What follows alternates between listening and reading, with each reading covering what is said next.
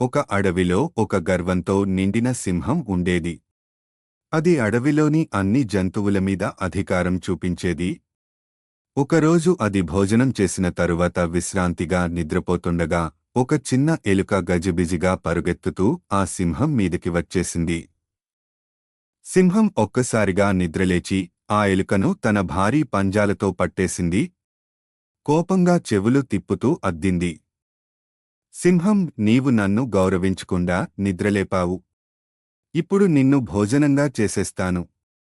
అప్పుడు ఆ ఎలుక జాలిగా అన్నది.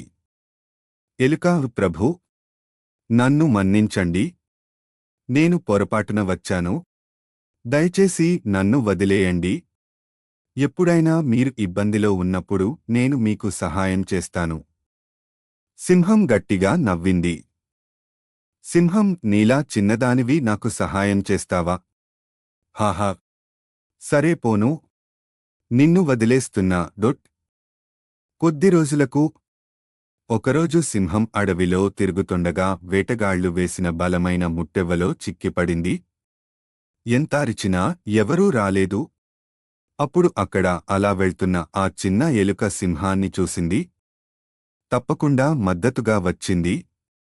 వెంటనే తాడును గుళికగా కొరికింది. కొద్దిసేపటిలోనే తాడు తెగిపోయింది. సింహం ఆ ముప్పు నుండి బయటపడింది. ఎలుక, మీరు నన్ను అప్పుడే వదిలేశారు కాబట్టి ఇప్పుడు నేను రీపే చేస్తున్నా, ప్రభూ. సింహం గర్వంగా కాదు, ప్రేమగా.